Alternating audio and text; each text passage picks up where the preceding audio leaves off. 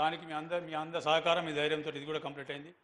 ఇది కాకుండా మీరు ఏదైతే స్ఫూర్తి తీసుకొని మిమ్మల్ని స్ఫూర్తి తీసుకొని పట్టణాభివృద్ధి కోసమని మాస్టర్ ప్లాన్ ఇంప్లిమెంటేషన్ కానివ్వండి సరే దానికి హైడ్రా అన్న ఏదన్నా కూడా ఒకసారి కొన్ని కఠినమైన నిర్ణయాలు తీసుకున్నప్పుడు తప్పకుండా వ్యతిరేకత వస్తుంది.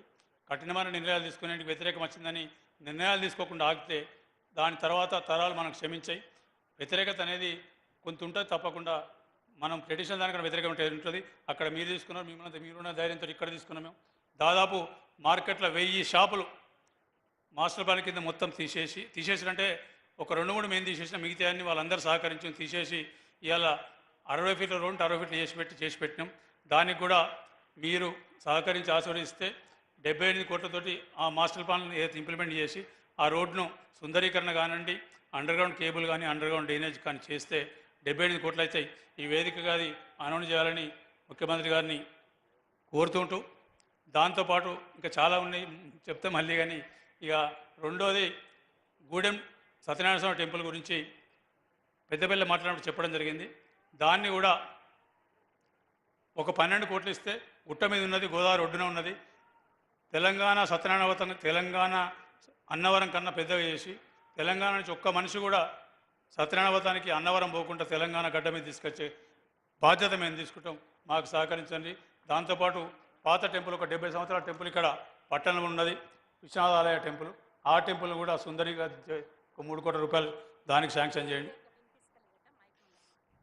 దాన్ని కూడా శాంక్షన్ చేస్తారని ఆశిస్తూ, మిగతా లిఫ్ట్ల గురించి మాట్లాడిన లిఫ్ట్ కూడా శాంక్షన్ చేసిండ్రు, స్కూల్ ఇచ్చిండ్రు. ఇది కాకుండా విద్యా వైద్యం మీద చాలా ఫోకస్ పెట్టిండ్రు. మీరు సహకరించి మీరు ఆశీర్వదిస్తే తప్పకుండా ఈ మంచిర్యాల జిల్లా హెడ్ క్వార్టర్ను హైదరాబాద్కు మారు పేరుగా మీరు 4th సిటీ ఎట్లా చేస్తుండ్రో కనీసం ఉత్తర తెలంగాణకు మాకు అవకాశం ఇచ్చి ఈ మంచిర్యాలకు ఇస్తే ఖచ్చితంగా మీతో పాటు నడిచేందుకు మేము సిద్ధంగా ఉన్నాం. మీతో పాటు చేసి అన్ని రకాల సౌకర్యాలు ఇచ్చి ఉత్తర తెలంగాణ ఖచ్చితంగా ఒక రకమైన అవకాశం రావాలి. ఆదిలాబాద్ జిల్లా ఇప్పటికీ అన్యాయం అయిపోయింది 75 సంవత్సరాల నుంచి. ఇక ఫర్దర్ అన్యాయం కాకుండా కావాలని ఈ మీరు ఆశీర్వాదం కావాలని చెప్తూ, మీరు అందరూ అంటారు నేను ఇవాళ చెప్తున్నా కోపం అని మీరని చెప్పి మీరేం చెప్పినా కూడా కోపం ఉన్నోడికే ప్రేమ ఉంటుంది. కోపం ఉన్నోడే మోమాటం లేకుండా మాట్లాడతారు, బయటికి మాట్లాడతారు. మీరు కూడా బోలాశంకరుని లెక్క, బోలాశంకరుని మరో పేరు ఖచ్చితంగా బోలాశంకరుడు ఎట్లయితే వరాలు ఇస్తాడో ఈ వరాలు ఇచ్చి ఈ మంచిర్యాల జిల్లాను మంచిర్యాల పట్టణాన్ని ఉమ్మడి ఆదిలాబాద్ జిల్లాను కాపాడాలని కోరుతూ ఒక 5 నిమిషాలు టీఆర్ఎస్ల గురించి మాట్లాడి నేను తీసేసుకుంటాం. టీఆర్ఎస్ వాళ్ళు లెక్కలు చెప్తాను, ఆ లెక్కలు చెప్తాను నేను సిద్ధంగా ఉన్నా. ఆ లెక్కలు ఇవాళ వాళ్ళు మాట్లాడుతాను 54,000 కోట్లు రేవంత్ రెడ్డి బాకీ పడ్డాను. అయ్యా మేము బాకీ పడ్డాము మీకు పడ్డ లెక్కలు నేను చెప్తే ఇవాళ ఒకదానికి సమాధానం మీరు చెప్పండి. మీరు 72,000 కోట్లు రైతు బంధు ఇచ్చిండ్రు అని చెప్తుండ్రు. దాంట్లో 48,000 కోట్లు వ్యవసాయం చేసే పంటకు ఇచ్చిండ్రు, వ్యవసాయం చేసిన పంటకు ఇచ్చిండ్రు. అది వాస్తవం, దాని డిస్ప్యూట్ లేదు. 5,000 రూపాయలు మీరు రైతు బంధు ఇస్తే ఒక క్వింటాలకు తరుగు పేరు మీద తాలు పేరు మీద 2 కిలోలు మొదలుపెట్టి 10 కిలోలు తీసుకున్నా అంటే క్వింటాలకు 10 కిలోలు అంటే ఒక క్వింటాలకు 204 రూపాయలు అంటే తీసుకుంటే ఒక క్వింటాలకు 10 కిలోలు పోతే 10% పోతే 25 క్వింటాల్ అయితే 2.5 క్వింటాలు.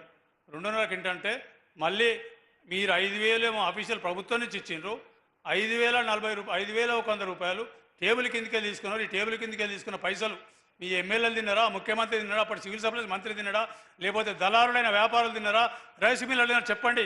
48,000 కోట్లు మీరు ఎవరి కిందికి పోయినా ఎవరి జేబులకు పోయినా చెప్పండి, దీనికి సమాధానం చెప్పండి. మీరు అడుగుతున్న నేను మీరు చేసిన 48,000 కోట్లు ఈ మంచిర్యాల జరిగింది, మొత్తం రాష్ట్రం జరిగింది, ఎక్కడ జరగకపోవచ్చు కానీ ప్రతి దగ్గర జరిగింది ఇదే.